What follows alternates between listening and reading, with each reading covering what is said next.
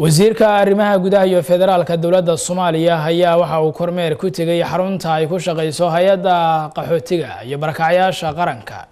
halka uu markaasi wasiirku u kuurgalayay howlaha halka ka socda waxaana uu kulan la qaatay maamulka sare ee hay'adda qaxootiga iyo barakacayaasha qaranka dhinaca kale wasiirku waxa uu kormeer ku sameeyay qaybaha hay'addu xarufiisadeedu ay ka kooban yihiin oo ay ka socoto diiwaangelinta dadka dib uga soo laabanaya dalalka Kenya iyo Yemen waan xanuunsanahay indhaha waan laahay marka waa kaasa guri ijaar waan deganahay in wax lay dadaalaan rabaa insha Allah waa Cabdiraxmaan Maxamed Xuseen oo waa wasiirka arrimaha gudaha iyo federaalka Jamhuuriyadda Soomaaliya oo maanta kormeer ku tagay xarunta hay'adda qaxootiga iyo barakacayaasha qaranka halka ay ku soo dhaweeyeen mas'uuliyiinta hay'adda waxaana uu Masar Odawa kormeeray qaar ka mid ah xafiisyada hay'adda oo ay qaarkood ka socoto diiwaangelinta dadka ka soo laabanaya xeryaha qaxootiga ee waddanka Kenya wasiirka ayaa warbixin mid uga dhageystay howlwadeennada xafiisyada waxa sidoo kale uu la hadlay qaar ka mid ah dadka ku soo laabtay dalka ee diiwaangelinta loo sameeyay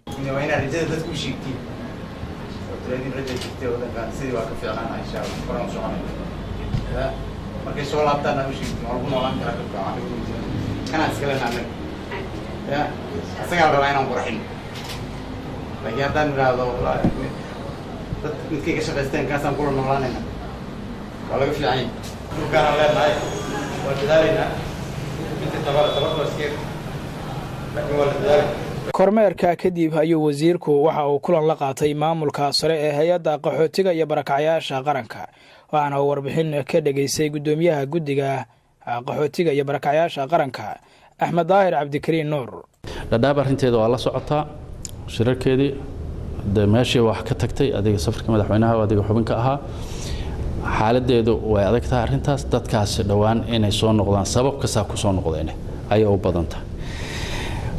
kasoo marka imaanshahaaga maanta mahadcelinta hawlaha aad maalin walba naga qabatid waxaan hor yaala intaas way naga badan yihiin waxaan mudana wasiir ka rabnaa ka codsanaynaa in sida madaxweynaha Prime Minister ko horeyba noogu muujiyaan wasaaradda aan siyaasiyan hoos imaanayna daladan oo ahad adiga way ajandahan waqti kala guur oo dib badan waa lagu jiraa aan la sahlan ee ajandaha qaxootiga barakacayaasha ay noqoto mid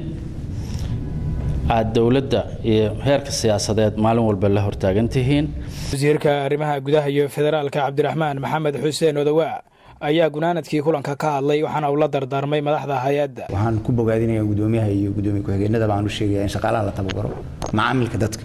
in lagu tababaro dadka idin la jooga ruuxooda la ogaado maalinta service-ka loo qabanayo sida loo qabto la rabay ma loogu qabtaa safka ma lagu dheereeyay unnecessary documents iyo shaah inaan iska cabno Facebook iyo aan isaga jirnoon howleena iska haysano dadku safka ku jira miyaan shaqaaleenu sameeyaan mase actually shaqaalaha meeshaas oo kala jooga waa in internet access kooda aad loo controla sababtoo xitaa bani'aadamku isma control karo qayb muhiim oo kamid ah maamulka waa monitoring marka haddaad monitoring ku sameynayno adiga qofka oo indhaha ku haynin bani'aadamku iska jecel yahay relaxed inuu iska noqdo dadkan waa dad aad xasaas u ah duruuf adiga ka yimaadeen 20 sano maqnaayeen 15 sano maqnaayeen markii ay arkaan in adiga ruuxaagu aadaba kala jecleen inay yimaadeen oodanba ogeyn in dadkan u soo dagaalameen in dhulkan u soo laabtaan yimaadaan u soo taabureen in aadaba ogeyn markay arkaan xanuun badan beet in dadka xanuunka laga ilaaliyaan marka in ka codsanayna maamulkiina sarana aad ogaataan oo u dhawaataan hay'adda qaxootiga iyo barakacayaasha qaranka ayaa u xil saaran tiro koobka iyo ka warqabka dadka barakacayaasha ku ah gudaha dalka